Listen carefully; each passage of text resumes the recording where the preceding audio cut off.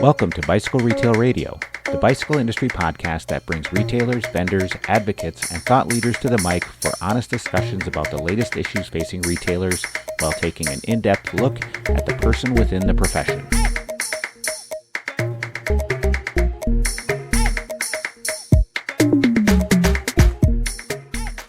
Registration is officially open, and we want you to join us for the second annual NBDA Retailer Summit, May 22nd and 23rd in Bentonville, Arkansas.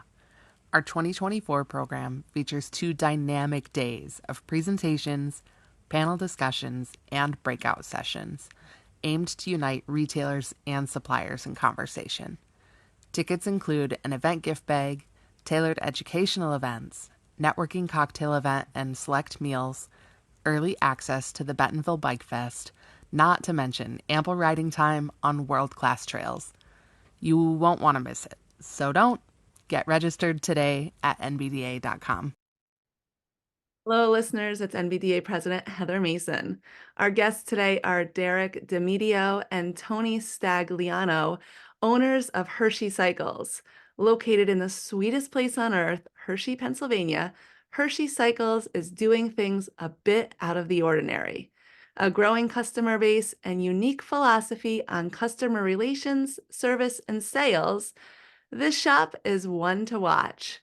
Listen in and learn more about Hershey Cycles and their role in bringing focus to the Cannondale Bicycle Corp with a permanent exhibit at the State Museum of Pennsylvania. I love these guys. It's a fun conversation, and I do hope you enjoy it. Tony, Derek, I am pumped to have you both on the podcast. Thanks for joining me today. Thanks for having us. There is so much to get into. I mean, Hershey Cycles, if you're listening to this podcast right now, when you get home, when you finish your drive, your ride, your run, it's hersheycycles.com. You're not doing things the normal way over there in the sweetest place on earth, are you guys? No, we're definitely not. But you know, we're totally enjoying the whole trip. It is an interesting time in the bicycle industry, and I've had a great time getting to know you, Derek, over the past couple years. I think we met at Philly Bike Expo, right? Yeah, it's funny. I still remember when I came into the expo and I saw you guys sitting over there in the corner. We were Remember in the that? corner. Yeah, I came over and you guys were at the table there, and we kind of introduced ourselves, and ever since then, it's been a great relationship we've had with you guys. It's been fun to see the journey of Hershey Cycles, and you're one of our retailer members that, I mean, we text, we stay close. I know when you're out doing crazy things on the slope and you ask questions about suppliers, and I really appreciate that. You once wrote to me, there are very different types of bicycle retailers and shops, and there is no one way here. However, we feel certain trying to compete with superstores and larger dealer-specific bike shops isn't what our customers are looking for. Tell me more about what's going on over at Hershey Cycles. Well, it's like when you visit different bicycle shops, there's so many different flavors. There's people who are large dealers, and there are small shops like us that feel there's a way and a place for us in this economy that we can really be successful and monopolize on our ability to kind of fill in that hole where people are kind of looking for that one-on-one connection. And like I always say, we get excited about their bicycles sometimes even more than they do, and they just love it. It's like it's a great feeling. And when we first decided to put this shop together, we spent a lot of times talking about, like, what kind of bicycle shop would we like to come into, and we kind of built on that, and it really has taken off. We look at trends for 2024, and I hate even to put it in the trend box.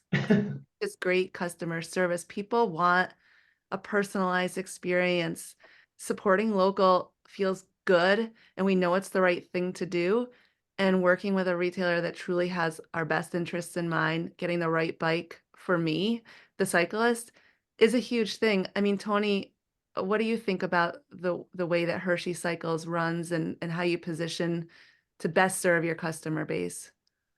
Yeah, that's a great question. I think, when we talk about customer service, right, everybody wants to, we have to deliver great customer service. But Derek and I kind of come at it from a different angle in that we want to first make you feel very comfortable in our shop. So the intimidation factor that you can oftentimes feel when you go into a bike shop that is just completely overwhelming, we've eliminated that. We really make it feel like you're coming into somebody's living room and you're having a conversation with them. And I would say probably the first 30 minutes oftentimes of our appointments are just getting to know the customer, starting to understand a little bit about their lives, and then starting to understand a little bit more about how they like to ride. And so all of these things help us to and help our customers feel a lot more comfortable when they come into the shop, but also helps give us a really good idea as to what direction we think that they may be interested in when they're looking for new bikes or accessories or whatever it may be.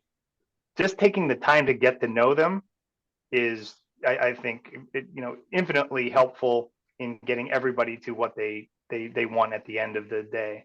And a lot of times, we're working on building relationships. So we're not necessarily looking at this as a transactional approach. We got to sell this bike. We have to sell this many accessories. It's more about, let's learn about this person, because we're thinking long term. We want this person to come back and be our customer for life. And sometimes that doesn't immediately translate into a sale on the spot. It's more of the long-term view.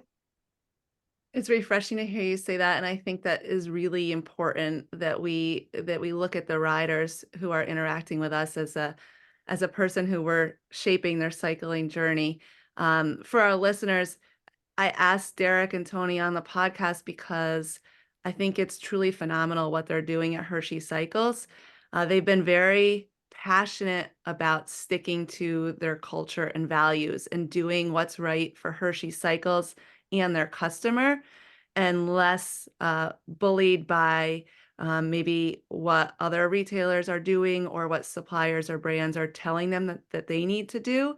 And I really want to dive into what that means as far as their culture and their specific ethos and values.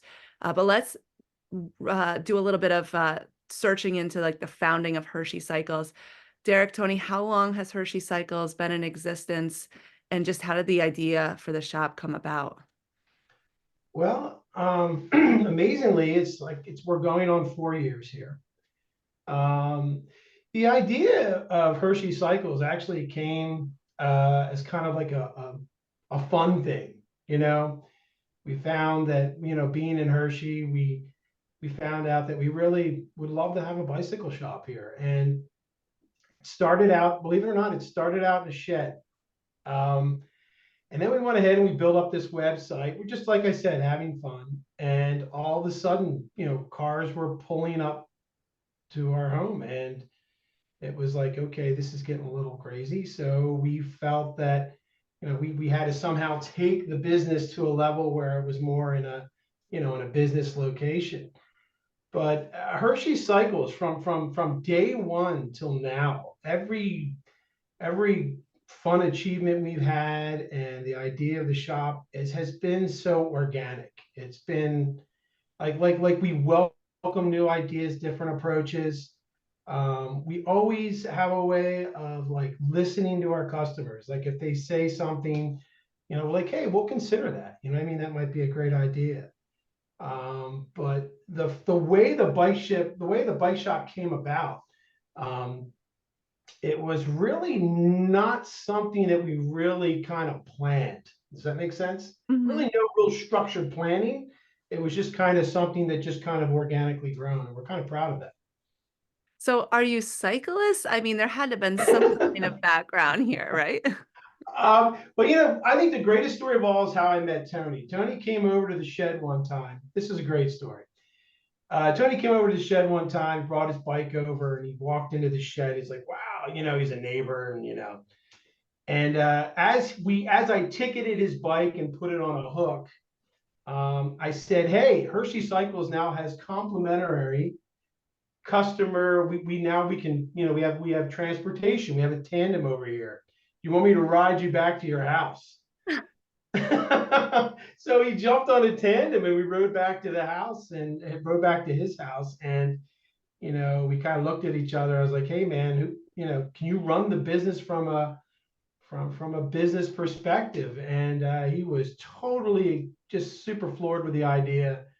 And, I'm here to tell you, if it wasn't for Tony and I's relationship and how well we work together and how we fuel off each other's positive energy, that really is a massive gear in the success of Hershey Cycles. It's great to Yeah, have I would agree. a partner. Yeah, Tony's like remembering that tandem ride right now. Oh, it was like, I don't know. I looked over, we saw the tandem. I was like, hey, listen, if you want, we can have some, and before you know it, we were heading up Cedar Avenue. He was on the back, and at that point, Hershey Cycles was really just a website and a shed. It really wasn't more than that. Yeah, there must have been something that, when I came to the shed, and really I came as a customer, there was something that drew me in that I was like, this is really cool. I mean, everybody knows how difficult it is to get a small business started these days. And so the fact that I was sitting in Derek's shed, like, yeah, he's like, I'm kicking this thing off. This is great. But as we started to talk more, we started to think about like what else the business needs. And that's where I started to fit in. I said, because I have an accounting background, business strategy, those are the things that I have been working on. And it just was a really natural fit. And of course, we both come from with a genuine love of cycling. Derek has 30 plus years in the industry. I come from, I can still remember my first bike, 1987. I had a hot pink Schwinn Predator. I'd saved up all of my money to go and buy this bike for $199. And to this day, I can still remember that feeling of walking out of there. And I recall that every time we're, sending a customer out with a new bike. I can still remember what I felt like when I was 12. And we hope to try to replicate that for our customers moving forward. So we just really have a genuine love of this industry and are trying to navigate our way through in a way that is very reflective of our values and our interest here in the biking industry, but also trying to do things a little bit differently. Why be like every other bike shop that's out there when we can put our own flavor on it and really leave customers with a great feeling and make them want to come back when they have, their next cycling need. They go, I know where I'm going. I have a bike shop now. Yeah. And that's really what we're trying to build here. Well, Derek, you said that you wanted to keep the podcast fun today. So I will say that I've never been offered a tandem ride home from the bike shop after dropping the bike off, but I love that idea. Derek, I know some of our early conversations that you and I have had were about the size of the location, maybe even scaling up if you should look for a bigger footprint, a different footprint. And I know that you've kind of wrestled with this. So I want to just talk about this physical location that you're in and moving from the shed to that location. Oh no, you look like you're sad. Is this No, it, I think all bikes, all of us in the industry, our retail space is always a challenge. And we're very, very cost is a big deal for us. We don't want to have to come into the shop knowing that we're working for rent. Rent can be very expensive. There is really nothing in downtown Hershey that is really even affordable at this point. So when we moved into this smaller location, we figured, all right, we're going to make this work. And there's actually a great story on how this location happened. And this location wasn't something that we really thought of either. We just happened to be a drive-by. We saw a for rent sign in the window. And we're like, all right, this is way too small, but let's see if we can make this work. And when we went into this location, we had to factor in, we didn't want to take on business loans. We didn't want to find ourselves in a long lease. We just really wanted to see where this bicycle shop and where this journey would take us. And I'm here to tell you, it's been a blessing. We're literally on a little corner store. We're right in downtown Hershey. We're surrounded in a neighborhood where kids come in the doors. It really, really is a really little sweet spot. But there is limitations to that. And having a smaller location really takes you to a point where you really have to rely on your imagination on how you can make something so small work. But when you really think about it, you can do amazing things in small locations. I really do. Right now, currently, we have over 1,000 customers, and we're operating in a 600 square foot location. And we've pushed back into the downstairs area where we store bikes and new bikes. Of course, we're looking for that next level up, but trying to make a location like that small work has been a challenge. I like that you shared, though, that there's different ways you can look at it, and you chose this location, not going into debt, making sure that it was something that was affordable, and you've just been adapting and pivoting to grow to your, to meet your customer needs and your growth in customers.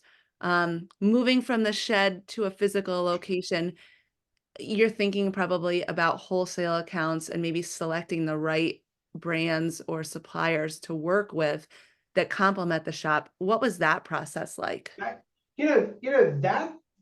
was a big challenge too, because a lot of wholesalers really didn't want to talk to us. They were like, this shop's too small, or no one really took us seriously. It was kind of funny. When we started working with wholesalers, we were actually looking for them to treat us the same way we treated our customers, no matter how big they were, no matter how small they were. And a lot of wholesalers really want to push a lot of product into our little store, or they want us to get on these certain terms.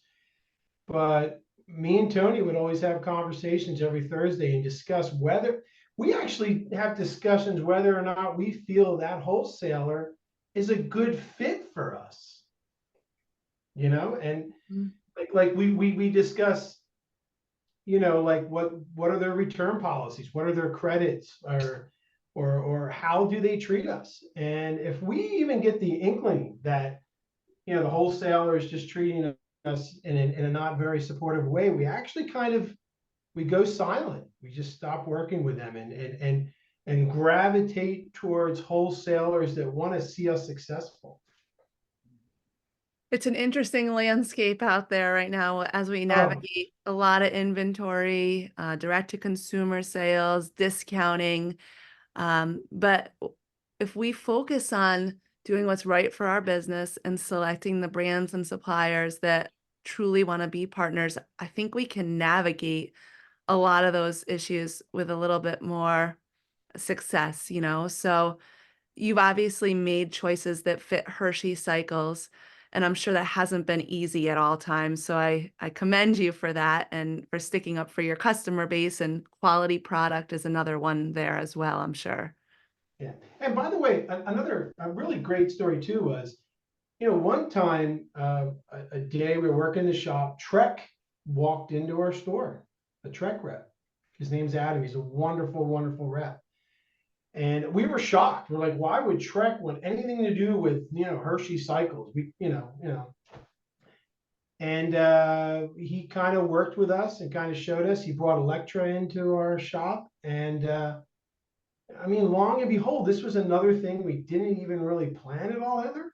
Mm-hmm. And now we're moving 20 to 30 Electra e-bikes that we didn't really even plan on, but the way they worked with us, the way they invested their time in with us, the way they showed us how it can happen and took a lot of pressure off things and got to know us. It's amazing just how something like that unfolds without any real, structured planning. I think there's a good example of how we how we like to be treated exactly like we're treating our customers, right? So that was a really good example of where our wholesaler were to come in and say, let's, instead of just pushing it or having the idea, let's just try to push a lot of product through the shop. Let's start to get to know them. Let's start to understand what it is that they might really like from us that could enhance the shop. So it was a completely different conversation with them. And as Derek said, Adam really took the time and continues to take the time to kind of walk us through what some of these things look like, and really have a more of a hands-off approach as far as shoving product on us, because it's just not something that we're set up for. We don't have the room for it. We're also very selective with what we bring in for our customers. I feel like we really take the time to understand what it is that they are interested in, and we start to cater to that market rather than saying, well, here's a bike that I really like that I'm sure all of our customers are going to like, and then have it sit on the floor for a year. I'd rather see what the customers are interested in and make sure that we're getting them what they need, because my needs are completely different than our customers. The whole reason we're in business is to serve them. So it's just it's a dynamic that we look for with our wholesalers, and it's really just a reflection of the way that we treat our customers as well. Yeah, I feel like, Heather, yeah. Heather, if I could touch on one other thing too. In the latest bicycle retailer, they had a very interesting article with some of the owners that, questioning the value of trade shows. And I'm here to tell you, I don't know where we would be today if it wasn't for us going to trade shows. I mean, you can sit and talk with your wholesalers on the phone all you want. You can do video connections or whatever.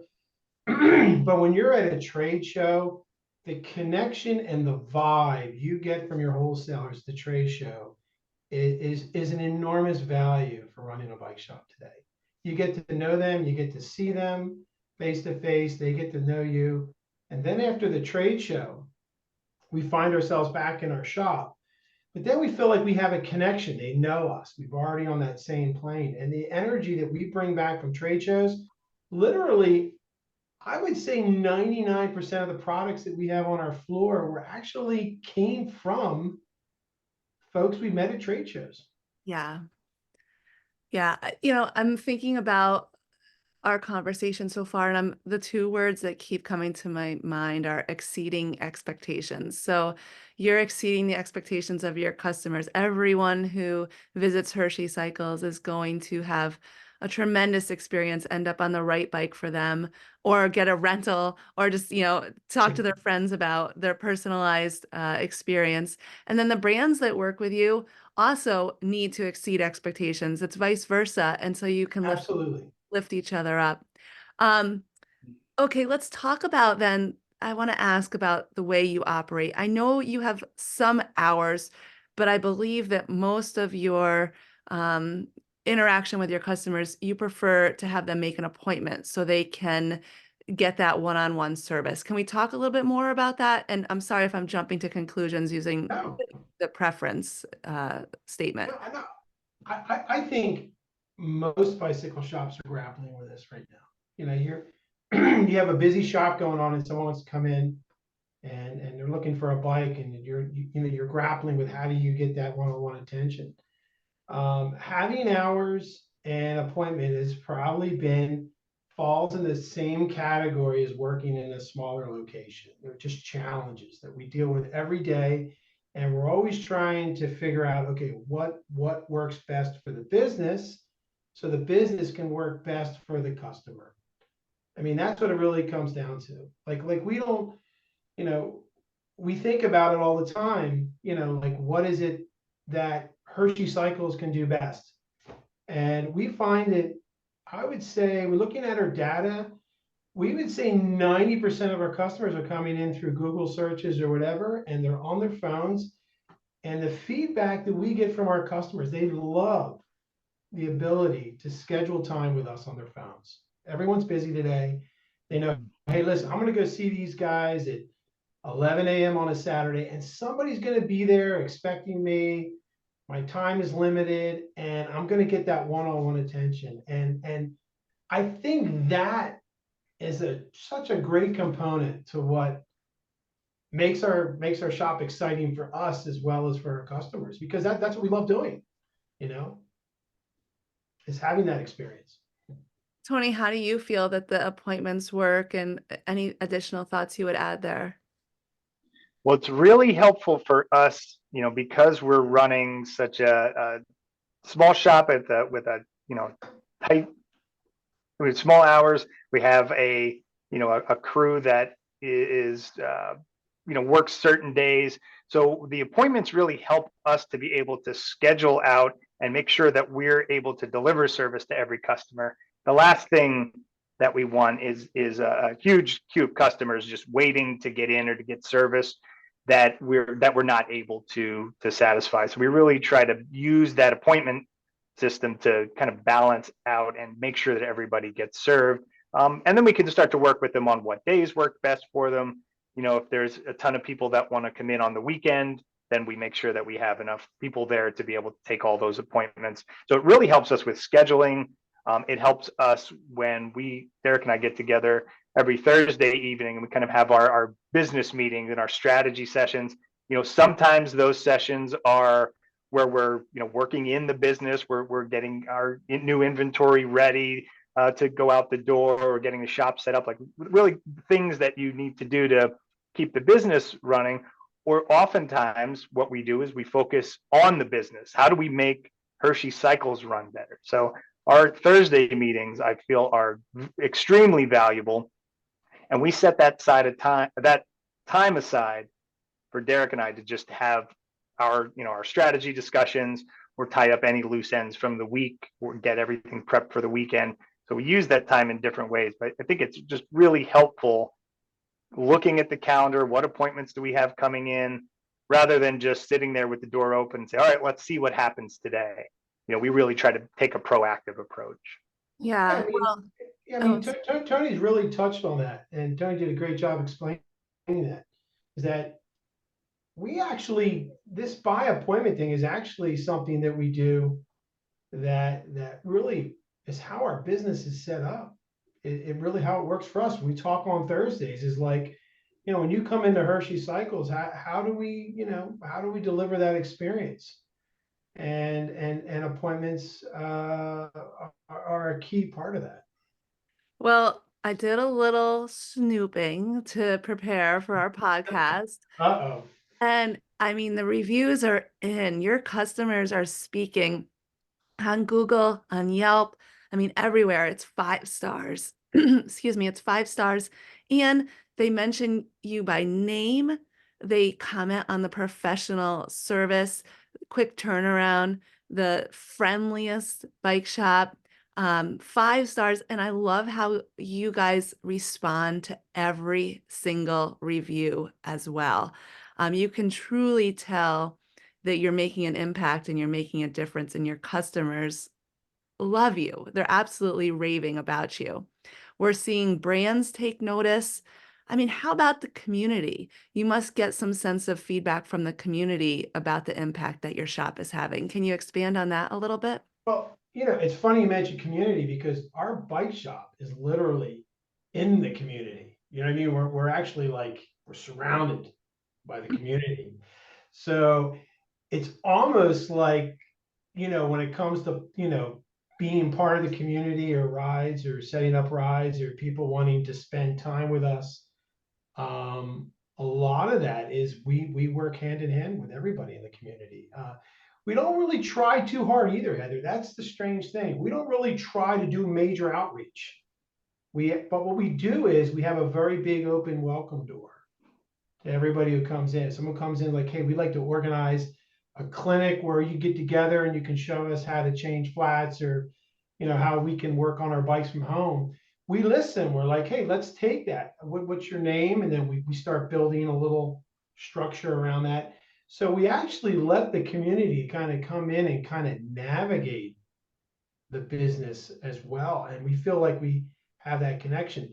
I mean, even looking at our Christmas sales, I actually said to Tony last Thursday that, oh my gosh, all these Christmas sales are coming from people who are 2-3 blocks away. We're just so, it's kind of honoring, it's kind of humbling to know that we've been welcomed into this community this much. And Hershey's an anomaly. It's a known town in the nation. It's got they call it the sweetest place on earth. Mhm. So we're kind of under a magnifying glass there. Yeah, I love it. And, going to your social feeds, your Facebook, looking at the images, there's a lot of different content there of your curated inventory. You see pictures of the shop, of riders, you share things happening in the community. It really does feel like you've created a destination, a place to go to. And so much that we've also noticed recently that you have made a huge impact with an exhibit that's now permanent at the State Museum of Pennsylvania, which we'll get into soon here as well. Just a couple more questions. Um, oh gosh, inventory. You're a small, Yes, you're inventory. I, Inventory. By the way, inventory is a great topic. We can stay on it. We love it. it is it's a big topic. So, we have a smaller footprint at your store, and a lot of vendors are looking for bigger commitments when it comes to inventory. Inventory can make or break us as a retailer. We can have too much, we can have not the right inventory. Um, there's all sorts of challenges. Let's talk a little bit about your inventory strategy. With a smaller footprint and a diverse customer base, how do you effectively manage your inventory to be best for Hershey Cycles? Well, that how we manage your inventory. I always use this phrase from the moment Hershey Cycles started till it is today. Things have changed so much that it's like inventory is just this changing thing. And we actually look for inventory as if it's the stock exchange now. The way wholesalers are changing margins now, one Wednesday it could be different, the next day it can be different. So believe it or not, our purchasing and our inventory, we are actually on that daily. It's no longer large, big orders. No Yeah, big. I'd say Go I, ahead. w- I would I would almost consider it more like a just-in-time inventory. And right now, which is great, we have more brand new inventory than we've ever had. But what we did was, as Derek was saying, very strategically made purchases that we know our customers are going to like. We know we're going to look great in the showroom, but we don't want 50 of the same bike. We can have a bike in there because what I always struggle with is how do I know when a person walks through the door what size they're going to be, what size bike they want to be, what color they want. That's the biggest challenge. So if I at the end of the day or at the end of the year I have 15 extra small bikes, now I'm not sure what to do with those. Now they're taking up space in my limited showroom where I could have a little more variety. So we really just try to focus on, as customers come in, get them, we have lots of them, lots of demos for them to try out, get, find the bike that you like. And then if we have to tweak sizes or we want to tweak colors, it's a lot easier to send them home with exactly what they're looking for, even if it's not that day. But in the long term, because I think that's also a recurring theme, Derek and I are very long-term thinkers. We really try to think through and think down the road. I want a customer that's going to be happy and think of Hershey Cycles in a way that's very positive. Not 6 months later you go, boy, now I'm stuck on a bike that doesn't fit, or I took the blue one and I really should have waited for the red one. We'd rather you have exactly what you want, even if it takes a little bit of time. And it's going to be crazy for me to say it, even if it's not from us. Mm. If you are going to feel comfortable and perfect on a bike, but we don't happen to sell it, I'd rather you be comfortable and happy on that bike, because it doesn't do Hershey Cycles any favors for you to have that kind of negative attachment to it or negative association. I mean, Heather, that's a great point. And that's the one thing I think we do different that we don't see a lot of. We actually encouraged people to find, because most of our customers that come in, we encourage them to really tell us what they've researched online, what they like. I mean, to try to sell somebody only something that you have after they've spent 4 days on the couch finding this gorgeous bike that they love, it kind of goes a little south. You know what I mean? It's like it's not a great feeling. So way we have compensated for this inventory solution is we have tons of demos on the floor. We actually send people home with the bike that they want. That's a demo. Enjoy it. Go home, ride it around. When yours comes in, we'll call you and let you know. And they are so excited.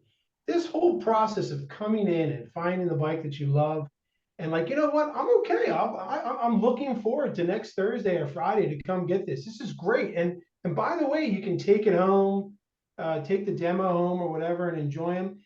That is the big communication piece that we feel like wholesalers aren't hearing from us. And that is, if you can't bring demos into our shop that we can send our customers home with, it's almost difficult to impossible to sell a bike that you say has special features on it. I mean, this whole special features thing, they all have it. So it's almost like all these wholesalers who've brought demos to Hershey Cycles, like look at IGO up in Canada. IGO went ahead and sent us 2 demos. They were great. Boom. The IGOs are going out the door. It's because we can send them out. We can rent them out. But the thing that we can't do, and this has to do with our shop location and our size currently right now, is that we can't just stock 70 bikes in our basement. And when someone comes in, okay, we got to sell one of those 70 bikes. That model doesn't work for our particular shop. It might work for larger dealer shops and stuff like that. But the more flexibility wholesalers will give us on how we can stock our shop, bring demos in or whatever, it just really flourishes in our business model. And I'm here to tell you, we've had some great relationship with some of our wholesalers for that. Yeah, it's a great way to look at it. It's like we don't have these crystal balls that we can place these big orders up front. Even if you did have the storage space, right? It would still be a risk. And in this way, if you get a brand, a partner that you're close with and you've got some demo units, you're probably going to exceed what that upfront order would have been at the end of the year anyway, because you're going to get behind the brand, promote the product, and it's going to be flying out the door. So just a shift of the way we're looking at things, you just want to shift that Let brain. me elaborate. A great example too is Salsa Bicycles. Yeah. We just became a Salsa dealer. It's really actually funny. We shipped in, we went over to, we love QBPA. We got 5 salsas in on the floor. And on Christmas, the salsas were just going off the floor. People were just buying them. And we were amazed about, wow, people want higher end bikes from us. This just changed our whole business strategy. We were like worrying about cost. We were trying to figure out what cost areas we need to be in.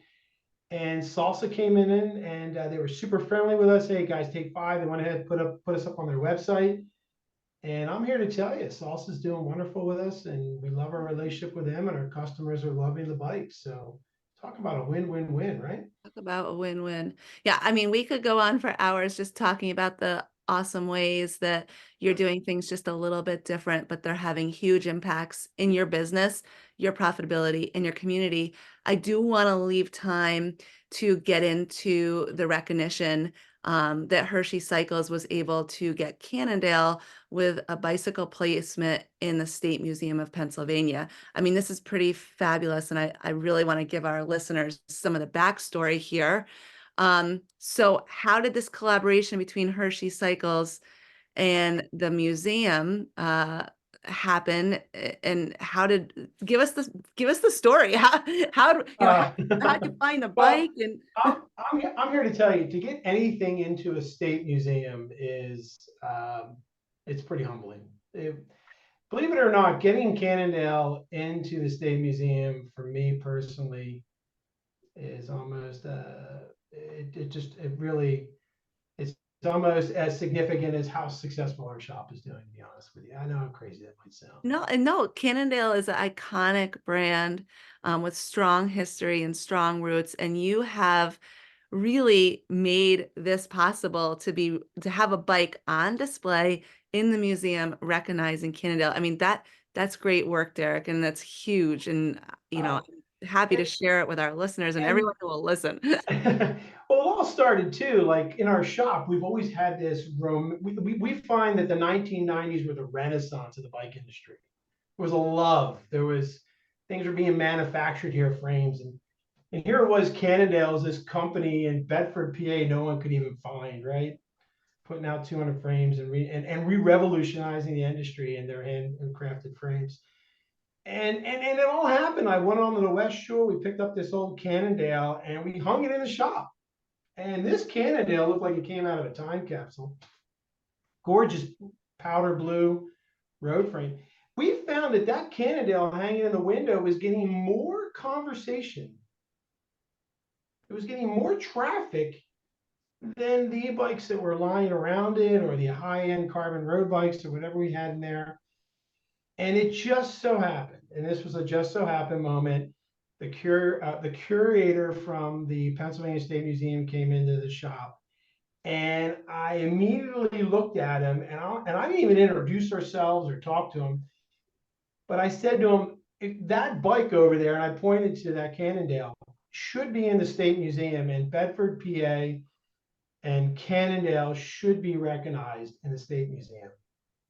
And to make this story a little shorter, we didn't hear back. I figured that, So anyway, we got a call from the State Museum out of the clear blue that they're sending a van to come over and get it. What? And So you just like mentioned it. You heard that's nothing. it. That's well, by the way, we're coming to get the Cannondale. I'm like, what do you mean you're coming to get the Cannondale? I think I was talking to Tony. Remember, Tony? We're like, what's going on here? This wasn't something that we like wrote papers on, or we were like, got to get Cannondale into the museum. This was all happening like, okay, they're coming to get the Cannondale. And the van showed up, a bunch of, they took it and they put it in the State Museum van. And the first thing I thought was, great, we're never going to see that bike for 100 years. It's going to go into a basement somewhere and it'll just be tagged, right? And we didn't hear anything from us a year. I figured it was gone. So we got a call that your Cannondale's on display in the State Museum on a pedestal, We're like, what? So Yeah, Derek called me up immediately. He was like, it's on display. Can you meet me there? It's crazy. So we did. We met there that day and went to see it. And so it's in the Pennsylvania Icon section. So it's all, manufacturing in Pennsylvania and all sorts of really famous brands that are from Pennsylvania. So we walk into the section and, it's right, there's the Pennsylvania long rifles, all sorts of really historic artifacts that are in this section. And we come around the corner thinking that the bike's going to be, tucked away in a corner somewhere. We come around the one corner and it is in this beautiful, big, custom made glass display. It is probably one of the most eye-catching pieces that is in there because of its size and the color and the nice case that they built for it. We were both just like shocked, like, oh my gosh, I can't believe that used to hang in our bike shop. It was just really humbling, as Derek said earlier. It is such a cool display. I've been there at least 3 times to visit. I mean, it's just so great. I brought the kids to see it. It's like something that is probably the thing that we're the most proud of over the last 4 years. What an accomplishment. I mean, for our listeners, we'll link in the show notes, but the photos are just absolutely stunning. It's a beautiful blue Cannondale that was made in the Bedford plant in 1988. There's a placard that reads "Gift of Hershey Cycles." I mean, it's truly, truly outstanding. I didn't mean to interrupt you, Derek. No. Of course, we love this story. And by the way, we want to thank you too for covering this piece because it's getting very little traction out there. And I thought, we thought by the way, we thought we'd hear from Cannondale. We haven't heard from Cannondale yet, which is kind of a little sad. We thought Cannondale would be a little excited to know that, that this happened, but also to remember this is a permanent display in the State Museum. There's many things in the State Museum that are hanging out front, or the tchotchkes or whatever from Pennsylvania. But not only is Cannondale in a permanent exhibited in the State Museum, but it's also shown as a company that Pennsylvania is proud of.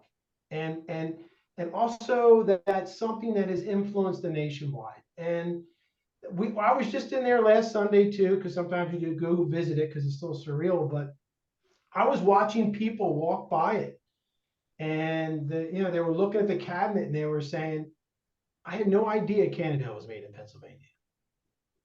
Just the knowing that we have brought something to the state museum that people can recognize like that. It's a great feeling, and you know what? It's just one little part of what Hershey Cycles has brought to our lives. It's crazy, It sounds crazy, right? It's awesome. And I love, you can tell you're truly passionate and truly in the industry for the fun of it and for the joy that it brings. I mean, you're not a Cannondale dealer, but here you are, We don't right? even carry Cannondale.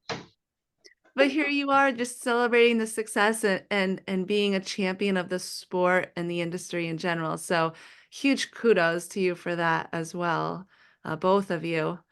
I mean, let's talk about where we are right now. It's January 2024.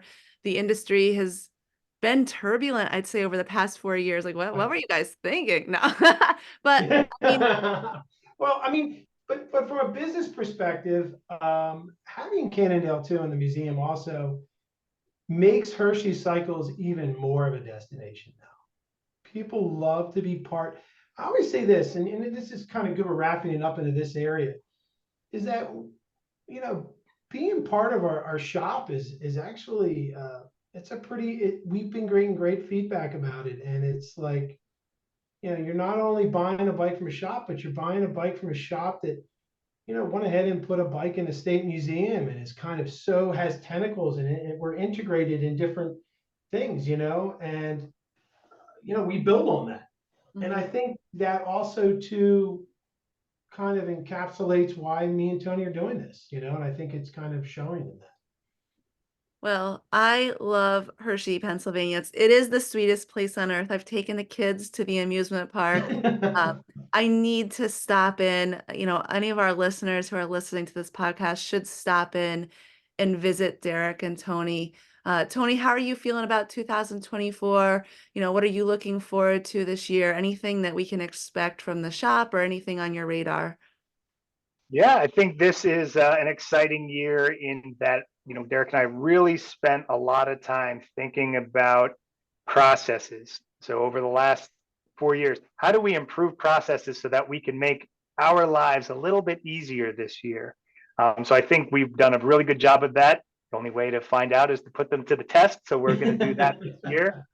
And, a few other things that we've been working on, as Derek mentioned, salsa. We are now salsa dealers, so we're really looking forward to getting our customers more familiar with that brand. The reception so far has been incredible. They are flying out the door, which is really great.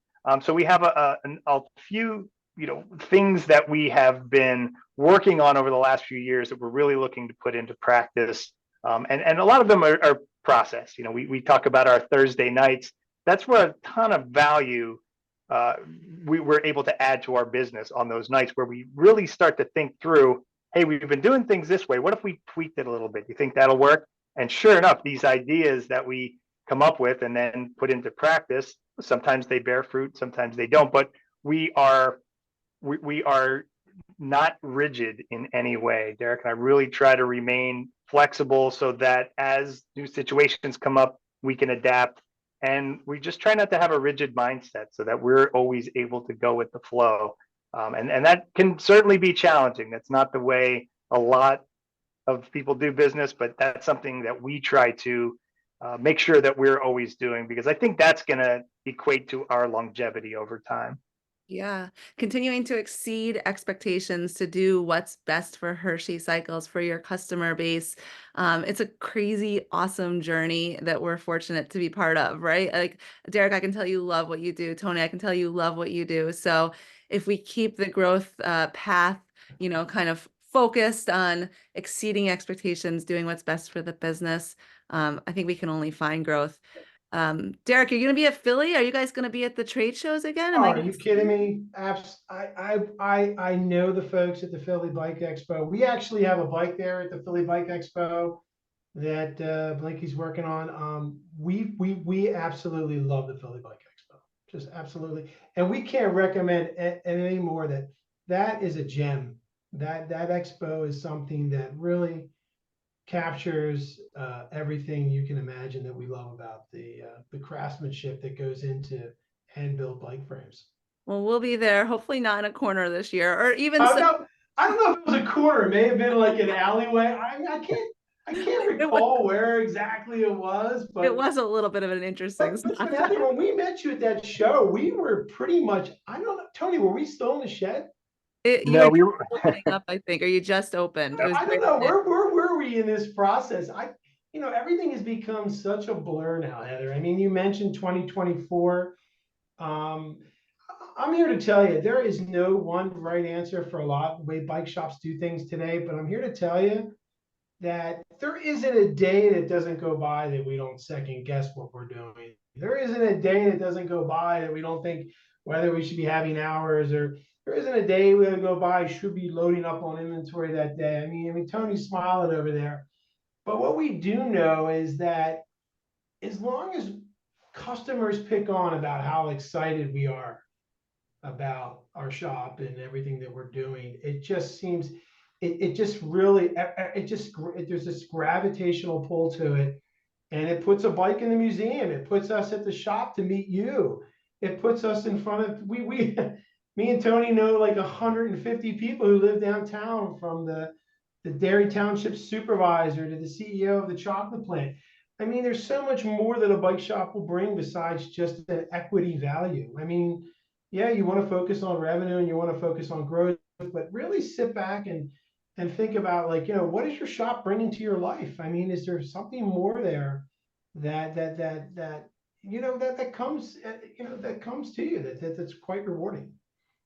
It's an awesome time. So if our listeners want to get in touch with you guys specific, if they have more questions, they just want to learn more about the Cannondale and the museum or anything at all, is there contact information you would share? Everything's on our website. Click on the About Us. By the way, if you click on the About Us on our website, you're going to see the whole crew. It's not just me. It's not just Tony. It's Scott. It's Todd. Lily is amazing. Lily's our apprentice. She's wonderful. She builds bikes. I can't stress more.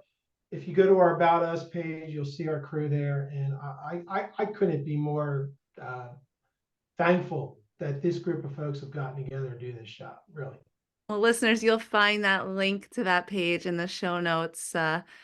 Derek, Tony, you guys keep it up. Keep up the amazing work. Thankful for your involvement in the MBDA. I love the text messages I get from you, Derek. Oh, no. We love the MBDA. Remember, Tony got a call today, by the way. Call last week. Someone mentioned that they're affiliated with you guys. Like, we get a lot of cold calls. And as soon as they mention that they're affiliated you or name drop you, we immediately like, all right, we're going to give this a listen. So that shows you how much we value the NBDA. So thank you, guys. Thank you for your time today. I'll see you at Philly, if not sooner. And listeners, click through those show notes. Definitely see what sets Hershey Cycles apart. Thanks, Tony and Derek. Thanks, Heather. Thank you, Heather. Thank you for listening to Bicycle Retail Radio. This podcast is designed specifically for the bicycle industry, dedicated to strengthening our retailers and cycling community. If it is your first episode, we urge you to take the time and listen to our past episodes.